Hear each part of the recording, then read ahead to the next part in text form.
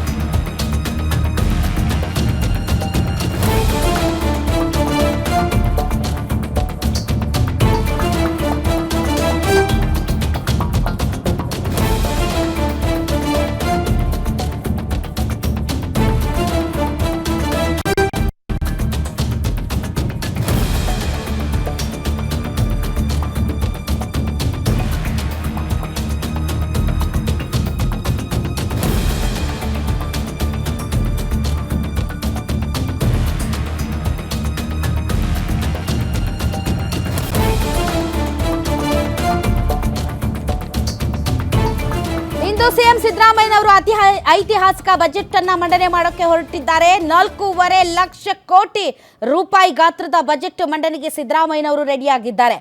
Mostly 9:30 ಸುಮಾರಿಗೆ ಸಚಿವ ಸಂಪುಟದ ಔಪಚಾರಿಕ ಅನುಮೋದನೆಯನ್ನು ಪಡೆದ ನಂತರ 10:15 ಸಿದ್ದರಾಮಯ್ಯನವರು ಬಜೆಟ್ ಮಂಡನೆ ಮಾಡೋದಕ್ಕೆ ಆರಂಭ ಮಾಡ್ತಾರೆ.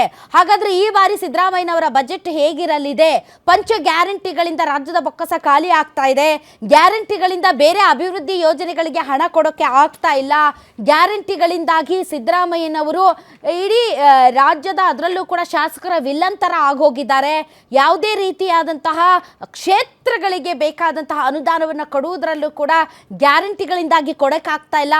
ಈ ರೀತಿಯಾದಂತಹ ಹಲವಾರು ಅಪವಾದಗಳ ನಡುವೆ ಇವತ್ತು ಮಂಡನೆ ಆಗ್ತಾ ಇರುವಂತಹ ಬಜೆಟ್ ಏನಿದೆ ಅದು ಆರ್ಥಿಕ ಚೌಕಟ್ಟಿನ ಒಳಗಡೆ ಇರಲಿದೆಯಾ? ಅಭಿವೃದ್ಧಿಗೆ ಪೂರಕವಾದ ಆದಾಯ ಕ್ರೋಢೀಕರಣ ಅಥವಾ ಆಸ್ತಿಗಳ ಸೃಜನೆಗೆ ಸಂಬಂಧಪಟ್ಟಂತಹ ಬಜೆಟ್ ಇದು ಆಗಿರಲಿದೆಯಾ? ಈ ಮಧ್ಯೆ ಎಲ್ಲರಿಗೂ ಕಾಡ್ತಾ ಇರುವಂತಹ ಅತಿ ದೊಡ್ಡ ಪ್ರಶ್ನೆ ಏನಂತಂದ್ರೆ ಗ್ಯಾರಂಟಿಗಳಿಗೆ ಏನಾದರೂ ಬ್ರೇಕ್ ಹಾಕ್ತಾರಾ ಅಂತ. ಈಗಾಗಲೇ ಫಲಾನುಭವಿಗಳನ್ನು ಗುರುತಿಸುವಲ್ಲಿ ಹಲವಾರು ಮಾನದಂಡಗಳನ್ನು ನಾವು ಬಳಕೆ ಮಾಡ್ತೀವಿ. ಈಗಾಗಲೇ ಆದಾಯ ತೆರಿಗೆ ಕಟ್ತಾ ಇರುವಂತಹ ಬಹಳಷ್ಟು ಜನ ಈ ಪಂಚ ಗ್ಯಾರಂಟಿಗಳಲ್ಲಿ ಕೆಲವು ಗ್ಯಾರಂಟಿಗಳನ್ನು ಬಳಸ್ತಾ ಇರೋದ್ರಿಂದ ಆರ್ಥಿಕ ಹೊರೆ ಜಾಸ್ತಿ ಆಗ್ತಾ ಇದೆ.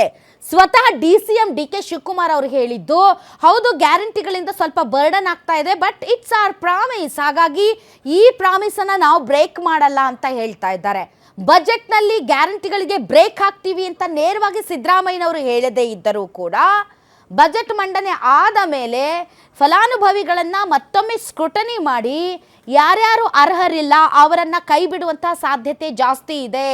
ಶಕ್ತಿ ಯೋಜನೆ ಅದಕ್ಕೆ ಯಾವುದೇ ರೀತಿಯಾದಂತಹ ಬಡತನ ರೇಖೆ, ಬಡತನ ಅಥವಾ BPL ಯಾವುದೇ ರೀತಿಯಾದಂತಹ ಕಟ್ ಆಫ್ಗಳಿಲ್ಲ. ಇನ್ಮೇಲೆ ಅದನ್ನು ತರುವಂಥ ಸಾಧ್ಯತೆ ಇದೆಯಾ?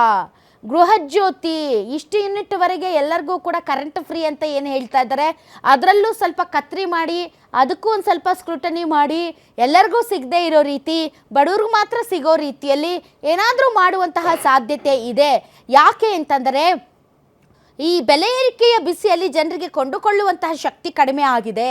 ಹೀಗಾಗಿ ಜನರಿಗೆ ಆ ಶಕ್ತಿ ಬಂದರೆ ಹಣದ ಹರಿವು ಜಾಸ್ತಿ ಆಗಿ ಮಾರ್ಕೆಟಲ್ಲಿ ರಾಜ್ಯದ ಒಂದು ಆರ್ಥಿಕ ಪರಿಸ್ಥಿತಿ ಸುಧಾರಿಸಬಹುದು ಅನ್ನುವಂತಹ ಒಂದು ದೀರ್ಘಾವಧಿಯ ಯೋಚನೆಯು ಕೂಡ ಈ ಗ್ಯಾರಂಟಿಗಳ ಹಿಂದೆ ಇತ್ತು ಅಂತ ಹೇಳ್ತಿದ್ದಾರೆ. 2.5 ವರ್ಷ ಆಗೋಗಿದೆ. ಹೀಗಾಗಿ ಇನ್ನೂ ಕೂಡ ಗ್ಯಾರಂಟಿಗಳನ್ನು ಮುಂದುವರಿಸಬೇಕಾ ಅನ್ನುವಂತಹ ಒಂದು ಸಲಹೆ ಕೂಡ ಆರ್ಥಿಕ ತಜ್ಞರು ಕೊಡ್ತಾ ಇರೋದ್ರಿಂದ 17 ಬಾರಿ ಬಜೆಟ್ ಮಂಡನೆ ಮಾಡಿದ ಮೇಲೆ ಅವರು ಆರ್ಥಿಕ ತಜ್ಞರಾಗದೇ ಇರ್ತಾರಾ? ಹೀಗಾಗಿ ಆರ್ಥಿಕ ತಜ್ಞ ಅಂತಲೇ ತನ್ನನ್ನು ತಾನು ಕರೆದುಕೊಳ್ಳುವಂತಹ ಸಿದ್ದರಾಮಯ್ಯನವರು ಈ ಬಾರಿ ಬಜೆಟ್ನಲ್ಲಿ ಏನೇನು ಕೊಡ್ತಾರೆ, ಏನೇನು ಬಿಡ್ತಾರೆ, ಹೇಗಿರಲಿದೆ ಬಜೆಟ್, ಅದರಲ್ಲೂ ಕೂಡ ಸಾಲದ ಬಗ್ಗೆ ಪ್ರತಿಪಕ್ಷಗಳು ಜಾಡಿಸ್ತಾ ಇದ್ದಾವೆ. ಸಾಲ ಹೈಯೆಸ್ಟ್ ಮಾಡಿದ್ದಾರೆ. ಈ ಒಂದು ಸಾಲವನ್ನು ಜನರ ಮೇಲೆ ಹೊರಿಸ್ತಾರಾ ಅಥವಾ ಸಾಲವನ್ನು ಕಡಿಮೆ ಮಾಡೋದಕ್ಕೆ ಖರ್ಚುಗಳನ್ನು ಕಡಿಮೆ ಮಾಡ್ತಾರಾ? ಖರ್ಚುಗಳನ್ನು ಕಡಿಮೆ ಮಾಡೋಕ್ಕಾಗಲ್ಲ. ಯಾಕೆ ಅಂತಂದರೆ ಖರ್ಚೇ ಜಾಸ್ತಿ ನಮ್ಮದು. ಆಲ್ ರೈಟ್, ಹಾಗಾದರೆ ಈ ಬಗ್ಗೆ ಮಾತಾಡೋದಕ್ಕೆ ಇದು ಮೋಸ್ಟ್ಲಿ ಬಜೆಟ್ನ ಪ್ರತಿಗಳು ವಿಧಾನಸೌಧ ತಲುಪ್ತಾ ಇರುವಂಥ ದೃಶ್ಯಗಳು ಅಂತ ಅನಿಸುತ್ತೆ. ಎಸ್, ಬಜೆಟ್ನ ಪ್ರತಿಗಳನ್ನು ಸಿಬ್ಬಂದಿಗಳು ಹೊತ್ತೊಯ್ತಾ ಇರುವಂಥ ದೃಶ್ಯಗಳನ್ನು ತಾವು ನೋಡ್ತಾ ಇದ್ದೀರಾ. ಇದು ವಿಧಾನಸೌಧದಿಂದ ಬರ್ತಾ ಇರುವಂತಹ ನೇರ ದೃಶ್ಯಗಳು ವೀಕ್ಷಕರೇ. ವಿಧಾನಸೌಧದಲ್ಲಿ ಈಗಾಗಲೇ ಬಜೆಟ್ನ ಪ್ರತಿಗಳನ್ನು ಅಧಿವೇಶನಕ್ಕೆ ತೆಗೆದುಕೊಂಡು ಹೋಗ್ತಾ ಇರುವಂತಹ ದೃಶ್ಯಗಳು ಇವು. ಇನ್ನೇನು ಕೆಲ ಕ್ಷಣಗಳಲ್ಲಿ ಒಂದು ಸಚಿವ ಸಂಪುಟ ಸಭೆ ನಡೆಯುತ್ತೆ. ಅದರಲ್ಲಿ ಔಪಚಾರಿಕವಾಗಿ ಬಜೆಟ್ಗೆ ಅನುಮೋದನೆಯನ್ನು ಪಡೆದುಕೊಂಡು ತದನಂತರ 10:15 ಬಜೆಟನ್ನು ಸಿದ್ದರಾಮಯ್ಯನವರು ಓದೋದಕ್ಕೆ ಆರಂಭಿಸ್ತಾರೆ. ನಮ್ಮ ಶಾಸಕರಾದಂಥ ಸುರೇಶ್ ಕುಮಾರ್ ಅವರ ಒಂದು ಸೋಷಿಯಲ್ ಮೀಡಿಯಾದ ಪೋಸ್ಟ್ ನೋಡ್ತಾ ಇದ್ದೆ. 10:15 ಮೂಢನಂಬಿಕೆ ಅಂತ ಏನೋ ಬರೆದಿದ್ರು.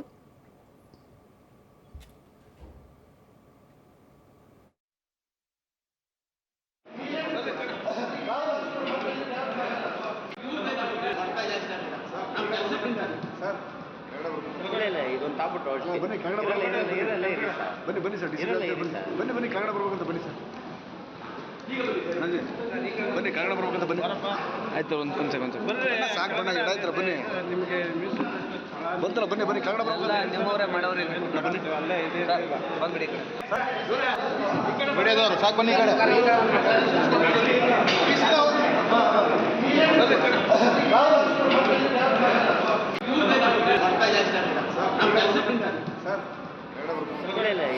ವಿಧಾನಸೌಧಕ್ಕೆ ಮೀಡಿಯಾದವ್ರನ್ನ ನಿರ್ಬಂಧಿಸಿದ್ರು ನೋಡಿ. ನೀವು ತಕೊಂಡು ಹೋಗ್ತಾ ಇರೋದನ್ನ ಜನರಿಗೆ ನಾವೇ ತೋರಿಸೋದು ಇರಲಿ ಬಿಡಿ.